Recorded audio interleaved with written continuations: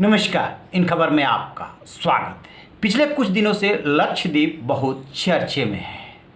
वहाँ पे प्रशासक का जो है राज चलता है, यानी वो एडमिनिस्ट्रेटर ही वहाँ का सब कुछ होता है, जो कि प्रफुल्ल पटेल है। लेकिन हाल के दिनों में जो चर्चे में आया है वो प्रफुल्ल पटेल की वजह से ही लक्षद्वीप चर्चे में आया है। फिलहाल हम बात करते हैं जो सबसे लेटेस्ट प्रकरण है वो है फिल्म निर्माता, मॉडल और एक्टिविस्ट आयशा सुल्ताना को लेकर के। उनके खिलाफ राजद्रोह का मामला दर्ज हुआ है और उसको लेकर के बीजेपी में बगावत हो गई है। 15 पदाधिकारियों ने इस्तीफा दे दिया है। अब्दुल हामिद मुल्जीपुजा सेक्रेटरी हैं स्टेट के और उनके नेतृत्व में ये बगावत की गई है। आयशा सुल्ताना ने क्या किया था कि पिछले दिनों एक मलयाली चैनल के डिबेट कार्यक्रम में ये कह दिया था कि कोरोना का इस्तेमाल जो है प्रफुल्ल पटेल ने जैविक हथियार के रूप में किया है।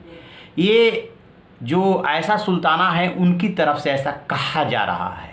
लेकिन जो दूसरा आरोप है वो ये है कि उन्होंने एक सामान्य टर्मिनोलॉजी का इस्तेमाल किया कि कोरोना का इस्तेमाल जैविक हथियार के रूप में हुआ है।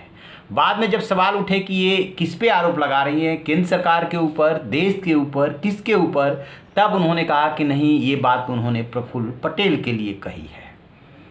इसको लेकर के बीजेपी के जो वहाँ के अध्यक्ष हैं अब्दुल खादर, उन्होंने कवराती थाने में जो है रिपोर्ट दर्ज कराई और जैसे ही ये रिपोर्ट दर्ज हुई हंगामा हो गया और उसी क्रम में अब बीजेपी के पदाधिकारियों ने इस्तीफा दिया है। अब चलते हैं पिछले विवाद की तरफ। दरअसल लक्षद्वीप का जो प्रशासक होता है वही वहाँ का प्रशासन चलाता है। प्राकृतिक रूप से काफ़ी सुंदर है और वहाँ की अधिकांश आबादी मुस्लिम आबादी है। पहले आईएएस वहाँ का प्रशासक हुआ करता था, लेकिन बाद के दिनों में जब से मोदी सरकार आई तो प्रफुल्ल पटेल जो कि राजनीतिक व्यक्ति हैं, इनको वहाँ का प्रशासक बना करके भेजा गया। इन्होंने कई ऐसी नीतियां बनाई, चाहे वहाँ कंस्ट्रक्शन को लेकर के, चाहे और चीज़ों को लेकर के, जिस पर वहाँ पे विरोध हुआ। और इसी दौरान बात ये भी कही जा रही है कि वहाँ पे किसी को आने की इजाज़त नहीं थी, लेकिन इन्होंने आने की इजाज़त दी, जिसकी वजह से कोरोना फैला और अब प्रतिदिन वहाँ पे 100 से अधिक केस आने लगे हैं और बयानबाजी तेज हो गई। प्रफुल्ल पटेल का वहाँ पे काफ़ी विरोध किया जा रहा है। दूसरी तरफ से ये कहा जा रहा है कि चूँकि प्रफुल्ल पटेल लक्षद्वीप को की स्थिति उसको एक टूरिस्ट स्पॉट के रूप में बनाने की कोशिश कर रहे हैं, इसलिए वहाँ के लोग विरोध कर रहे हैं। चूँकि अधिकांश आबादी मुस्लिम है, इसलिए भी दूसरा टर्न देने की कोशिश हो रही है। ये कोशिश दोनों तरफ से हो सकती है, लेकिन हो रही है। लेकिन प्रफुल्ल पटेल आखिरकार कैसे इतने विवादित बने, सुनिए इस पे रिपोर्ट। प्रधानमंत्री नरेंद्र मोदी के करीब नेताओं में शुमार गुजरात के पूर्व मंत्री प्रफुल्ल पटेल 2019 के समय दादरा और नगर हवेली के प्रशासक थे।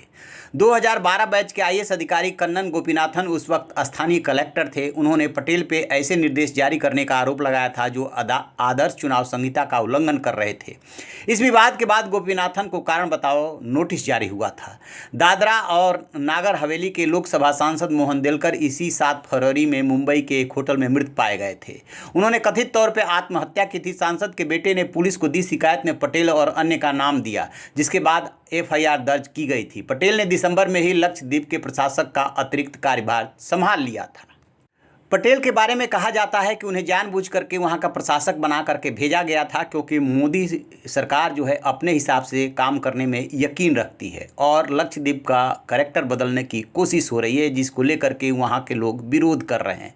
तो जैसा कि आपने सुना, प्रफुल्ल पटेल बहुत कुछ कर रहे हैं, उन पे उंगली उठ रही है और इस बीच आयशा सुल्ताना के खिलाफ जो एफआईआर दर्ज हुई है, अब ये राष्ट्रीय फलक पे आ गया है पूरा मामला और ये तूल पकड़ेगा, या यूं कहें कि तूल पकड़ाया जा रहा है। जरा सियासी मौसम को देखिए तो सब कुछ पता चल जाएगा कि ऐसा क्यों हो रहा है। बहरहाल हम इस पर नज़र बना के रखे हुए हैं, जैसे ही कोई अपडेट मिलेगा आपसे साझा करेंगे। आप रहिए न बेखबर, देखते रहिए इन खबर। Thank you.